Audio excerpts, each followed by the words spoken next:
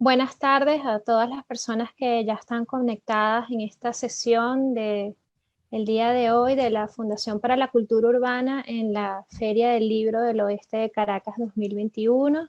Bienvenidos todos. Quiero agradecer una vez más a al equipo de la Feria del Libro del Oeste de Caracas, comandado por Marcelino Bisbal, también a Jonathan López y por supuesto a Jaime Bello León, gerente de comunicaciones de la universidad, que han estado una vez más haciendo este esfuerzo para que podamos encontrarnos y poder hacer nuevamente conversar en torno al libro, en torno al hecho cultural en estos tiempos tan difíciles que nos han tocado vivir. Estamos aquí hoy para conversar con dos amigos de la casa que son parte del equipo de investigación que están llevando adelante el proyecto del siglo XX venezolano que coordina nuestro presidente ejecutivo, Elías Pino Iturrieta, quien está aquí para hacer la debida presentación de nuestros dos amigos e invitados y por supuesto llevar la batuta en esta conversación. Elías, buenas tardes, bienvenido. Hola, Yanira, buenas tardes. Saludos cordiales a Arturo Almandós Martí, a Lorenzo González Casas y por supuesto a todos los que se han conectado para participar o para atender la invitación que hicimos o que hace la Fundación para la Cultura Urbana en el marco de la Feria del Libro del Oeste de Caracas que lleva a cabo la Universidad Católica Andrés Bello. Como se sabe, o como deben saber, el siglo XX en Venezuela es un proyecto panorámico que lleva a cabo la Fundación para la Cultura Urbana y pretende un estudio metódico organizado de nuestros días, de todas las cosas que sucedieron cronológicamente desde principios hasta finales del siglo XX. Un tema arduo que necesita mucho afinamiento y mucho trabajo, pero que ya está dando resultados fructíferos. Dos volúmenes que ya publicamos y presentamos con ustedes sobre la sociedad del siglo XX venezolano y otro sobre la política. En esta ocasión tenemos el honor de presentar a los coordinadores de dos libros que ya están culminados, un libro sobre la arquitectura en el siglo XX venezolano y otro sobre el urbanismo. Como va a ser bien importante lo que ellos digan en comparación con lo que yo pueda decir, simplemente hago brevemente una presentación para que ellos describan e informen lo fundamental sobre los dos volúmenes. El coordinador del libro sobre urbanismo es el doctor Arturo Almandós Martí. Arturo es urbanista cum laude de la Universidad Simón Bolívar, técnico urbanista de la Universidad de Madrid y PhD de la Open University de Londres, profesor titular de la Universidad Simón Bolívar y de la Universidad Católica Pontificia de Chile. Son numerosas las publicaciones que ha hecho Arturo en el campo del urbanismo, algunas en el sello de la Fundación para la Cultura Urbana. Recuerdo, por ejemplo, Urbanismo Europeo en Caracas, 1870-1940, La ciudad en el imaginario venezolano, Modernización urbana en América Latina, Caracas de la metrópoli súbita a la Meca y así sucesivamente.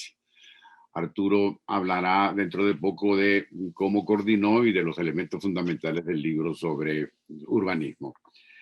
El volumen de arquitectura estuvo coordinado por Lorenzo González Casas. Lorenzo es arquitecto y urbanista con PhD de la Cornell University, profesor titular de la Universidad Simón Bolívar.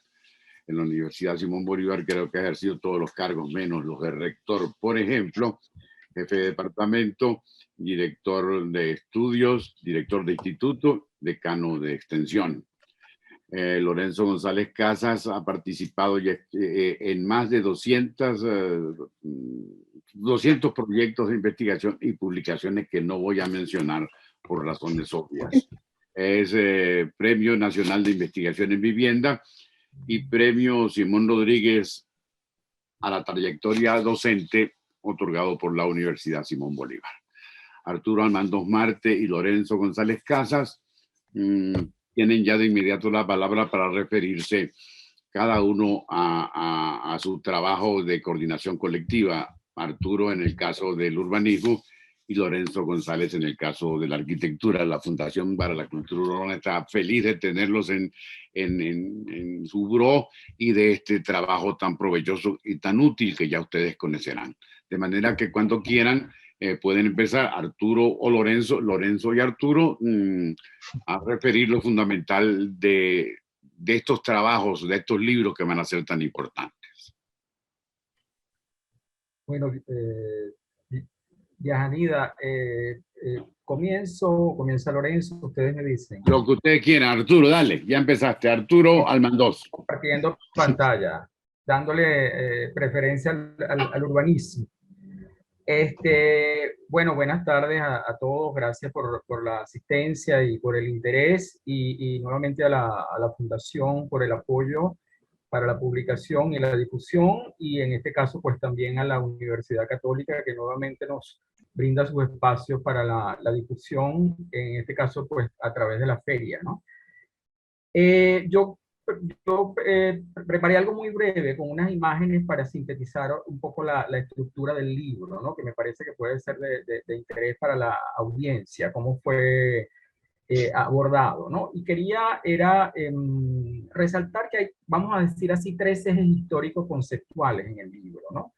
Que se entrecruzan. Por eso se denomina ciudad, urbanización y urbanismo, aun cuando quizás inicialmente el planteamiento que se hizo por parte de la Fundación fue más bien de corte disciplinar, que es el urbanismo, pero digamos, conversando con los coordinadores y con los colaboradores, se llegó a esta propuesta, ¿no? Donde está por un lado la ciudad y los ámbitos, vamos a decir así, supraurbanos, que naturalmente han ido extendiéndose en el proceso de urbanización, las áreas metropolitanas, las conurbaciones y especialmente pues las regiones metropolitanas, que tienen una gran importancia, sobre todo en el capítulo que desarrolla el profesor Marco Negrón sobre el proceso de ocupación territorial. Ese, vamos a decir, es un eje del libro. Otro eje es el proceso de urbanización demográfica y territorial, ¿ok? El proceso de cambio demográfico, como sabemos, es un siglo donde pasamos de ser una sociedad predominantemente rural a mediados de la era gomecista a ser una sociedad fundamentalmente urbana en términos demográficos, digamos en el primer periodo de Carlos Andrés Pérez. Y eso es un salto en 50 años que pues pocos países han dado de una manera tan abrupta. Entonces, ese proceso de urbanización demográfica también está en consonancia, por supuesto, con el proceso de urbanización territorial, de equipamiento, y en el cambio también del perfil económico de la economía, ¿no? del sistema estatal de producción de la renta. Y un tercer eje es propiamente el de la constitución del urbanismo como disciplina, ¿no? Ese urbanismo, como sabemos, tiene cambios en sus alcances, en sus advocaciones, en sus metodologías, pero digamos que la denominación de urbanismo es la que se mantiene como principal, como protagonista a lo largo del siglo, ¿no? Y esos ejes articuladores del libro, vamos a decir así, se contextualizan a través de una puesta en relación de la urbanización con otros procesos seculares, concomitantes, muy íntimamente relacionados con la urbanización, como son el de la industrialización, el de la modernización y el desarrollo.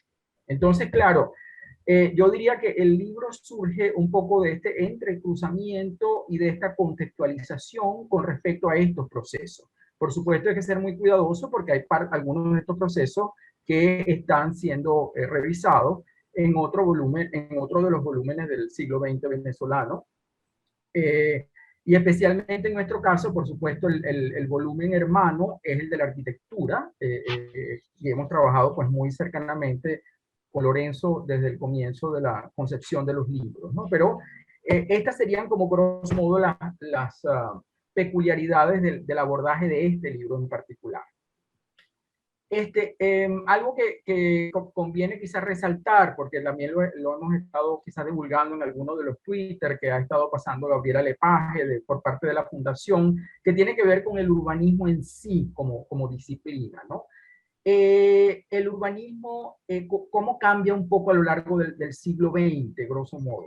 Uno de los planteamientos de los que yo parto en el libro, en la introducción, mejor dicho, es un poco refutar, por decir así, o no avalar el famoso acerto de don Mariano Picón Salas de que el urbanismo comenzó el siglo XX comenzó en Venezuela después de la muerte de Gómez. Y esto, pues, por lo menos en el terreno urbano, no es del todo así. Hubo avances significativos en el siglo XIX, sobre todo, como sabemos, con la reforma guzmancista, tanto en obra pública como en lo que fue la administración municipal y, por supuesto, la creación del MOP. Pero además de esos antecedentes, que son bastante conocidos y que, por decir así, escapan del siglo XX, pero que deben ser tomados como anclaje inicial, la etapa gomecista o de las dictaduras andinas conllevó una serie de reformas muy significativas en las áreas de higiene, saneamiento, ¿ok? Y también un poco hacia el final en vivienda. Y hay un elemento fundamental para la articulación del urbanismo, que es el Congreso de Municipalidades de 1911, que fue convocado por el entonces gobierno de Gómez, apenas comenzando, ¿no? Y las actas resultantes, que fueron de 1913, fueron fundamentales para mapear, por decir así, el desarrollo de la disciplina ulterior.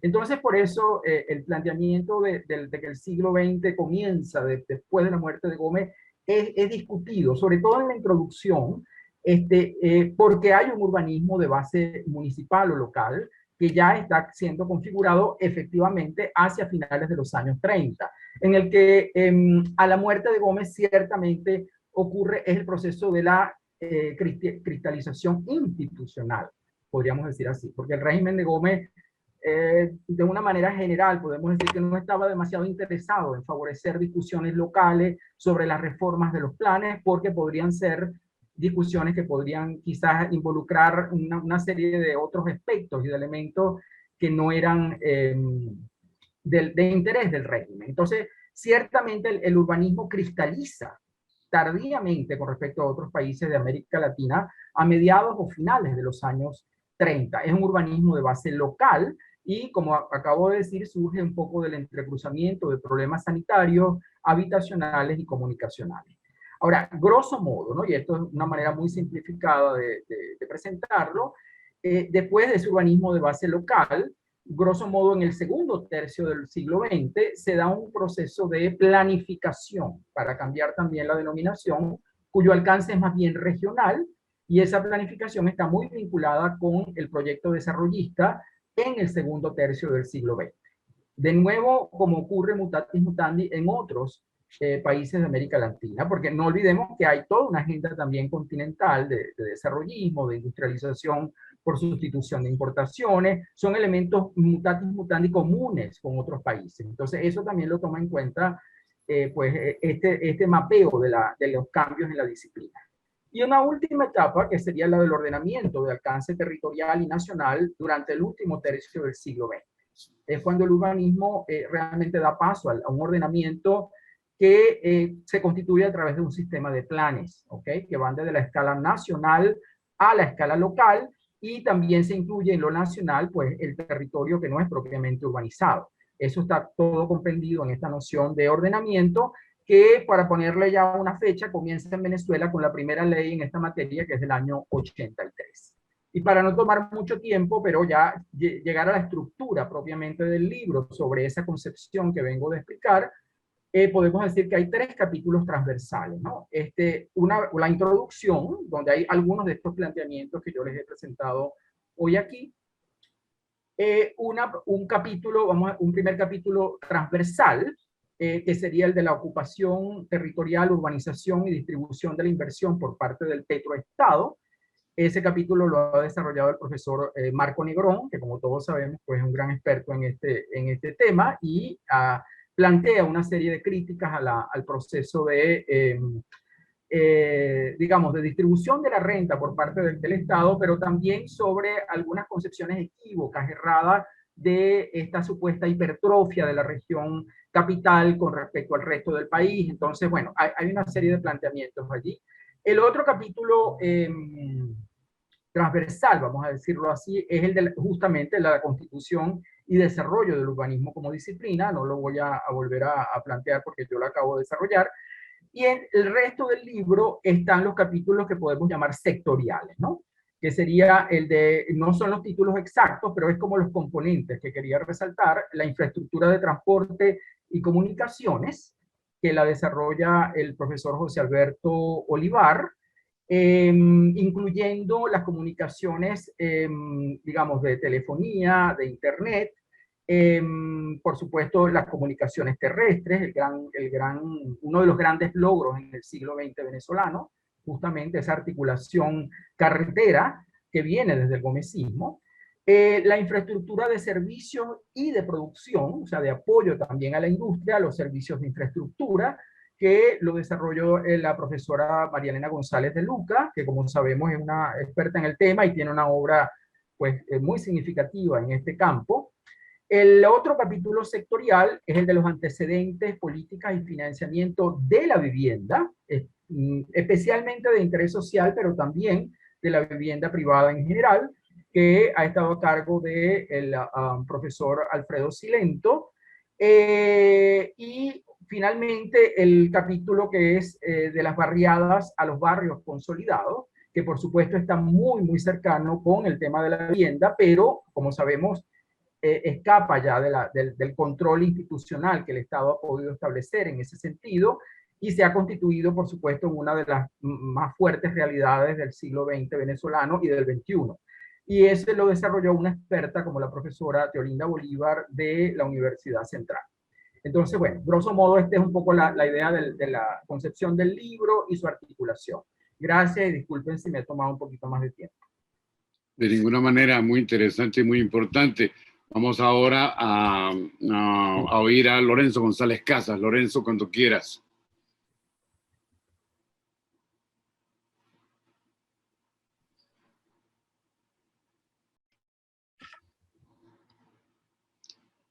Quería que hablara ya, no sé si me oyen bien. Hay problemas de Lorenzo González Casas, cuando quiera.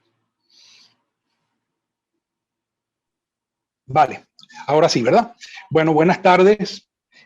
Luego de esta buena introducción sobre urbanismo, me corresponde entonces conversar sobre la arquitectura en el siglo XX venezolano. Bueno, Colin Rowe, uno de los profesores de arquitectura más influyentes de la segunda década del siglo XX, resaltaba la agenda social de la arquitectura moderna. Decía Rowe que, cito, los edificios se convirtieron en los signos exteriores de un mundo mejor, un testamento presente de lo que el futuro habría de revelar, pero siempre manteniendo la intención de que sus edificios fuesen los agentes de ese futuro.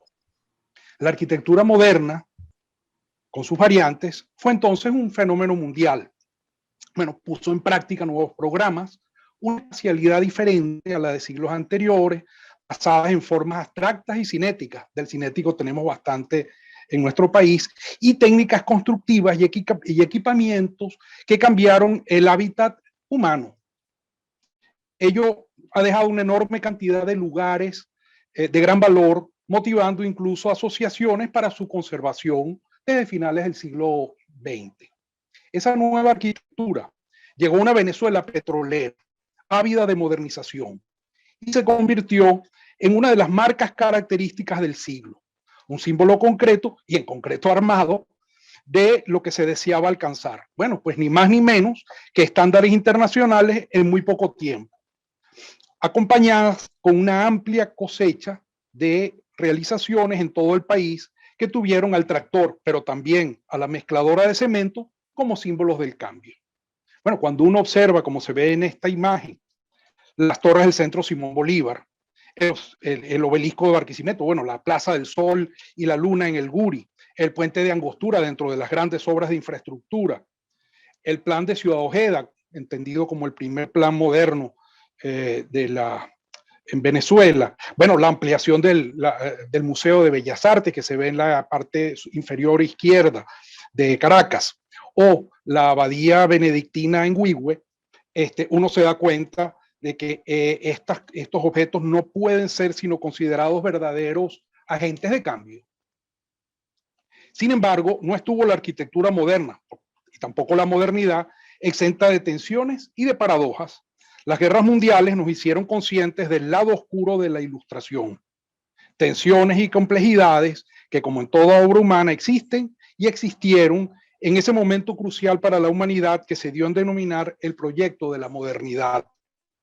En la organización del libro, hemos tratado de resaltar algunas de estas tensiones en el caso de la arquitectura venezolana del siglo XX, en tres polaridades: lo local versus lo global, lo mecánico versus lo natural y lo novedoso de las vanguardias versus la conservación del patrimonio y la memoria. Los colaboradores y el contenido. En el proceso de producción sobre la arquitectura del siglo XX venezolano, he tenido la fortuna de contar con 7 reconocidos investigadores, todos profesores universitarios y con una destacada trayectoria en el campo académico y profesional en arquitectura, ingeniería y urbanismo. Son, en el orden en el que aparecen en el libro, los profesores Asier Calvo, Henry Vicente, María Elena Obaica, Nancy Dembo, José Enrique Blondet, Orlando Marín y Nelly del Castillo. Los primeros 2 capítulos han ya salido en la web de ProDaVinci, así que los próximos 4 van a salir cada domingo de aquí hasta finales de año. La organización, como antes mencionaba, se estructura en 3 pares en contraste, que los ven ustedes allí de arriba a abajo. De la búsqueda del lenguaje propio a la importación de ideas y personalidades, de la metáfora mecánica a la metáfora orgánica y de la disciplina del saber o del hacer nuevo a la disciplina de conservar. Todo ello sin impedir que cada uno de los colaboradores elabore, además de generar un inventario muy completo de lugares, obras y arquitectos, traten sobre 2 aspectos que afectan a la arquitectura como idea general, la cual requiere instalarse en un lugar específico: lo local y lo global, lo nacional y lo importado. El de Asier Calvo se titula La representación arquitectónica del país durante el siglo XX. Episodios, búsquedas, debates y logros, y realiza una reflexión sobre lo nacional desde el siglo XIX, la domesticación del llamado estilo internacional, así se le dio en llamar, llevando su análisis hasta las postrimerías del siglo XX, resaltando las intervenciones de Carlos Raúl Villanueva como paradigmáticas de esas respuestas contemporáneas a las condiciones y tradiciones locales. El de Henry Vicente, titulado La arquitectura venezolana del siglo XX en proceso de apertura, estratos petroleros y travesías de ida y vuelta, subraya la influencia del oro negro en la edilicia local, tanto en hechos directamente construidos o inducidos por la industria petrolera. A través de numerosos ejemplos, Henry muestra el profundo proceso de internacionalización de la arquitectura en el país, mediante la llegada de cantidad de profesionales, técnicos y obreros extranjeros, quienes dejaron profunda huella en nuestro inventario construido. Los siguientes 2 capítulos tratan de la técnica y del mundo natural. El de las profesoras Nancy Dembo y María Elena Obaica se denomina Formas constructivas del siglo XX en la arquitectura venezolana. Estudia la génesis y evolución de los nuevos materiales y sistemas constructivos en el país, siguiendo las huellas del impacto de la construcción como industria y también su vinculación con otras actividades fabriles como la cementera, la siderúrgica, etcétera, mostrando el cambio de los sistemas provenientes de la tradición constructiva venezolana, como la tapia, qué sé yo, la madera, el adobe y la mampostería de piedra, y la sustitución por los nuevos sistemas y materiales, algo que no se quedó solamente en las grandes edificaciones, sino que alcanzó prácticamente a toda la sociedad. Surge aquí un tema importante que es la complementariedad y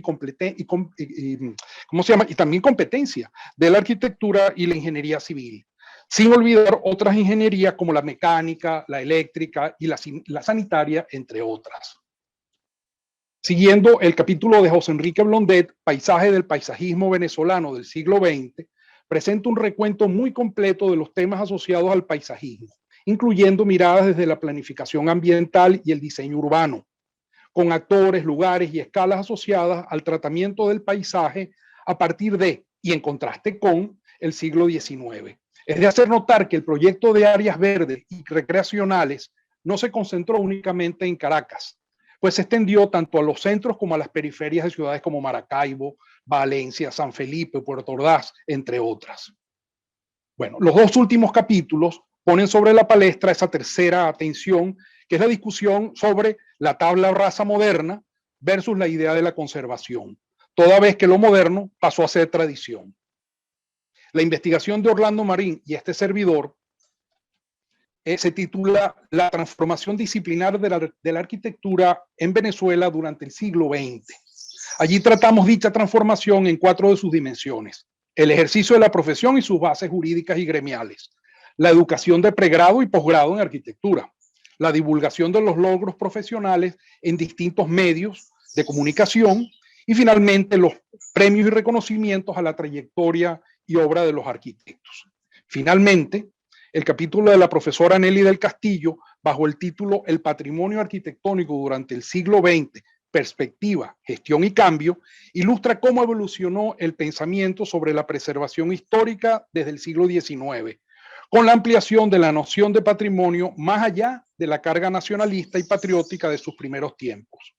Describe la evolución del aparato venezolano de la conservación con legislaciones y creación de instituciones desde mediados de siglo. La valorización de lo moderno ha hecho que muchas de sus obras se incluyan en censos y en la lista de inventarios, llegando por supuesto a un hito fundamental con la inclusión en la lista del Patrimonio Mundial de la UNESCO de la ciudad universitaria de Caracas, un lugar que ha sido objeto de polémica en tiempos recientes. Ahora que toca unar esfuerzos para conservar el cuantioso legado que ha dejado la arquitectura del siglo XX en Venezuela. Creo que eso es todo por ahora.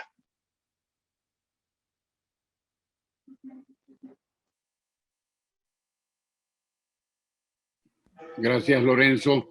Bueno, estimados amigos, hay como una primera boceto de carácter genérico que han hecho Arturo Almandós Marte y Lorenzo González Casas sobre sus volúmenes. No sé si Arturo ahora quiera puntualizar alguna cosa y después Lorenzo, para tratar de cerrar este ciclo informativo sobre los volúmenes de arquitectura y urbanismo que está publicando ahora la Fundación para la Cultura Urbana. Arturo, cuando quieras. Sí, bueno, mira, algunas ideas como generales, ¿no? Sobre la... que se puede, vamos a decir, predicar de los diferentes capítulos, ¿no? Una tiene que ver con, yo diría, el hecho de que a pesar de la mala fama, por decir así, de que la ciudad venezolana no es una ciudad planificada, de que ha sido caótica, todos estos adjetivos que se utilizan de una manera muy gratuita y socorrida. El recorrido que hemos hecho, yo creo que confirma lo que trabajamos en planificación sabemos, que en Venezuela sí ha habido un proceso de planificación de alto nivel técnico, ¿ok? Y ese proceso quizás, sobre todo en el último tercio del siglo XX, comenzó a estar un poco a la saga, por decir así, de las demandas, ¿ok? Pero la respuesta o las opciones técnicas de la planificación siempre estuvieron en preparación, ¿ok? Y esto se evidencia sobre todo en el capítulo de la profesora María Elena González de Luca sobre la infraestructura de servicios y de producción. Y en el capítulo también de las comunicaciones del profesor Olivar, ¿no? Digamos, los planes que se hacen en la década de 1940, del 46 en adelante, los planes sobre electrificación, el Plan Nacional de Vialidad, los planes de la Corporación Venezolana de Fomento, grosso modo puede decirse que fueron hojas de ruta para el desarrollo de la Venezuela urbana casi que hasta finales del siglo XX. Y cuidado, todavía hay algunos que están sirviendo como digamos, planteamientos generales para el desarrollo ulterior. Entonces, claro, ese fue el periodo si se quiere, dorado, ¿no? de la planificación de la infraestructura. Ahora, la planificación en sí como disciplina, una vez constituido el urbanismo, tuvo una continuidad y tuvo además una fuerte interacción con el mundo exterior. ¿Ok? Un poco como también Lorenzo ahorita lo señalaba con respecto a la arquitectura. Eso ocurre pues en el urbanismo, no solamente con la invitación que se le hizo a finales de la década de los 30 a los famosos urbanistas franceses Henri Prost y Maurice Fotival y Jacques Lambert para que vinieran a asesorar el primer plan urbano de Caracas. No solamente ese episodio, sino los episodios que siguieron a nivel local y también dentro de lo que fue la dirección de urbanismo del Ministerio de Obras Públicas, donde ya incluso antes del proyecto de Ciudad Guayana, que fue como el momento emblemático de ese intercambio y de esa asesoría internacional, ya en la década de los años 50 había asesores como el mismo Lloyd Rodwin, que vinieron para, digamos, trabajar en diferentes ideas que estaba desarrollando el ministerio y posteriormente también Cordiplan, que fue el gran artífice, el gran coordinador de esta planificación vinculada al desarrollo. Y esto es otro elemento que yo creo que sale del libro, que la planificación y la construcción de infraestructura fueron de la mano del desarrollo económico. Y esto, uno podría decir, también ocurre en otros países de América Latina porque forma parte de la agenda desarrollista promovida por la CEPAL en la posguerra, en la segunda posguerra, pero en Venezuela tuvo quizás una expresión sumamente balanceada. O sea, Venezuela se transformó en ese segundo tercio del 20 casi que en un ejemplo, en un caso emblemático de esa articulación entre desarrollo y ordenación territorial. Entonces, yo creo que este es otro elemento que sale del libro, ¿no? La otra, así estoy tratando como de generalizar más que conclusiones parciales por capítulo, como ideas generales. El otro elemento que yo creo que sale de allí es que hay una continuidad del proyecto modernizador, ¿ok? A pesar de que hay ciertas rupturas, ciertos reveses, principalmente debido a lo intenso del proceso de urbanización, como ya lo dije anteriormente en mi presentación, que le tocó a Venezuela vivir desde el punto de vista demográfico. O sea, en cierta forma fue desbordada, hubo una sobreurbanización, como también ocurrió en otros países del tercer mundo, pero Venezuela fue un caso dramático y estamos pagando las consecuencias de ello, por cierto, sobre todo a nivel cultural. Pero a pesar de todo, el proyecto modernizador tuvo una continuidad y eso se evidencia mucho en el paso digamos, del ciclo de la dictadura de Pérez Jiménez y la instauración del nuevo ideal nacional y de su expresión territorial, ¿ok? En toda la construcción de infraestructura de vivienda masiva, de autopistas, etcétera. Cuando viene la reinstauración democrática del 58, el proyecto de modernización continúa, ¿ok? Continúa en algunos casos con otro énfasis, desmarcándose un poco de algunas de las propuestas originales por razones políticas, pero desde el punto de vista técnico, la racionalidad se mantiene. Y eso se puede decir también que ocurrió durante el nuevo ideal nacional con respecto a lo que se había hecho en los años 40. Y a su vez en los años 40 con respecto a lo que fue toda la etapa, vamos a decir así, de equipamiento que viene del gomecismo. Entonces, con los pequeños baches y los cambios institucionales y los cambios de signo político, a pesar de todo ello, el proyecto modernizador a lo largo del 20 se mantiene. Por ello, Marco Negrón concluye en su capítulo que, por supuesto, no fue un siglo perdido, porque además hay otros elementos aquí que yo no he enfatizado, pero que están de alguna manera considerados en el libro y en otros volúmenes de la serie, que fue, por ejemplo, la erradicación de las endemias y de las pestes, ¿no? Especialmente todo el programa que se hizo desde la División de Malariología, coordinado por el doctor Gabaldón. Eso fue otro de los grandes logros que fue de la mano, el programa de vivienda rural, ¿ok? Que también acompaña este proceso. Entonces, claro, yo diría que esa es otra de las ideas que sale del libro, sin por esto caer en idealizaciones, en decir que fue un siglo de pura digamos, de puros elementos positivos. No, hubo un rezago, hubo en muchos casos una cierta miopía, ¿ok? Ante situaciones que se avecinaban. Y esto, por ejemplo, para dar un caso, lo manifiesta el capítulo de vivienda el profesor Alfredo Silento, pero también lo advierto yo en la introducción, un poco apoyándome en nuestro recordado maestro Víctor Fossi, que señalaba siempre la miopía del Estado un poco ante la adquisición de tierra urbana para la expansión de las metrópolis. ¿Ok?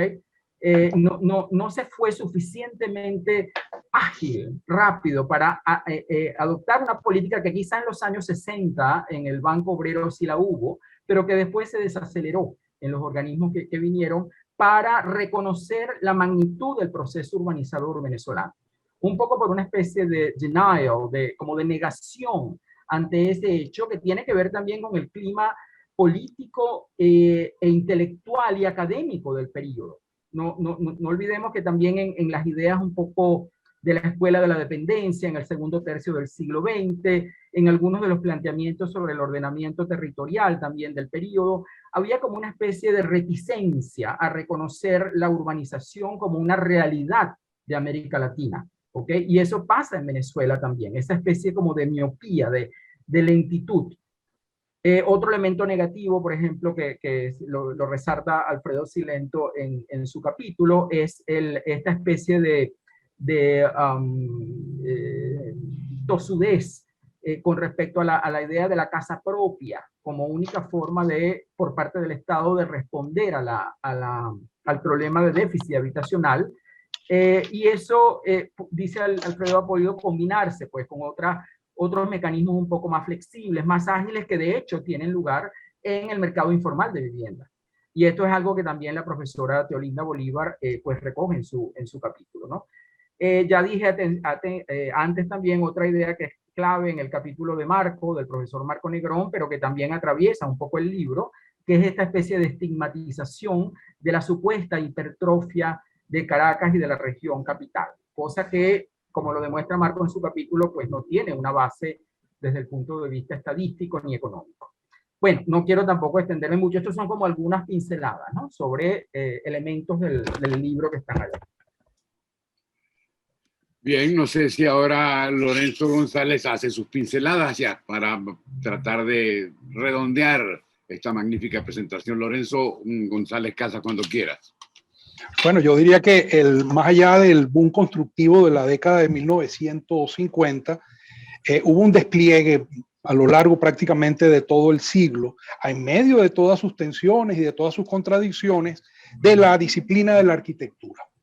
Se produjo, por supuesto, un gran esfuerzo, ya digo, también en medio de todas esas tensiones que Arturo ha mencionado y todas las limitaciones, en un gran esfuerzo de generación de planes y programas en todo el país, y que la arquitectura acompañó en la mayor parte de los casos. Bueno, de hecho, si se observa los libros que están constituyendo esta radiografía, como dice el profesor Elías Pino, del siglo XX, veremos que el hecho arquitectónico aparece frecuentemente como imagen de muchos de esos programas. Vemos, por ejemplo, lo que significó en materias de escuelas, de institutos de educación en general, de educación superior, de hospitales, de hoteles, de oficinas, de centros comerciales, de los parques, de la vivienda, el enorme esfuerzo que se realizó también en materia de vivienda, muchas veces desconectado, pero también cómo el impacto de todas estas técnicas constructivas y modalidades espaciales se extendieron mucho más allá de las élites. Pensemos, por ejemplo, en las casas de autoconstrucción que dejan de utilizar los materiales tradicionales y empiezan a utilizar materiales industrializados. Estas técnicas que se extienden, por ejemplo, usted ve esas columnas de 20 centímetros por 20 centímetros de lado con 4 cabillas de media, que se convierte prácticamente en un estilo nacional de hacer y de construir con bloques, recubiertos con bloques y algunas piezas metálicas prefabricadas o industrializadas, y adicionalmente con todos los equipamientos de los cuales se carecía en periodos anteriores. Y por ejemplo, también lo que eso significó en términos de la aparición de los grandes hitos urbanos. Si usted visita muchas de las ciudades del país, los pueblos, va a encontrar que esa arquitectura está allí. esa imagen de cosas como mencionaba anteriormente, las torres del Centro Simón Bolívar, le dicen mucho a muchas personas, no solamente a los caraqueños, y también tiene que hacer con todas estas ideas de lo urbano, de la gente que se acerca, se ve atraída por las grandes ciudades y por todas estas grandes programas transformados también a través o interpretados a través de su arquitectura. Muchas gracias, Lorenzo. Bueno, estimados amigos, partiendo de las intervenciones del doctor Arturo Almandós Marte y del doctor Lorenzo González Casas, tenemos una visión de estos dos volúmenes que, tratando de sacar alguna conclusión de lo que acabamos de escuchar, son muy importantes por el hecho de que nos van a tumbar muchos mitos, van a aproximarse con objetividad y con criterio profesional a cómo fuimos viviendo y a cómo fuimos habitando y cómo esas habitaciones se fueron transformando socialmente a través de todo el siglo XX. De manera que se trata, pienso yo, de un material muy prometedor para el lector común y corriente, para mí que no sé de esas cosas. Por ejemplo, para todos los que salimos de un proceso y supuestamente estamos metidos en otro. Hacía falta una versión profesional como esta que nos ofrecen bajo la coordinación, gracias a su coordinación, Arturo Almandós Marte y Lorenzo González Casas. La Fundación para la Cultura Urbana ha tratado eso precisamente con la iniciativa de hacer un trabajo genérico del siglo XX venezolano, ver realmente cómo fueron las cosas, quitar estereotipos, derrumbar mitos y aproximarnos de la materia más objetiva y profesional posible. Temo que lo hemos logrado, o por fortuna lo hemos logrado, con estos dos tomos de arquitectura y urbanismo que han coordinado Arturo Almandós Marte y Lorenzo González Casas, con un equipo de brillantes profesionales. Ya ustedes oyeron sus nombres en las presentaciones que se hicieron y pueden leer cada uno de sus aportes en la edición que terminará siendo la Fundación para la Cultura Urbana, pero también ahora a través de la presentación progresiva que se está haciendo de cada uno de esos aportes en Pro Da Vinci, ese portal cultural tan importante que tenemos en Venezuela. Me huele que va a haber muchos descubrimientos, va a haber muchos hallazgos y muchas novedades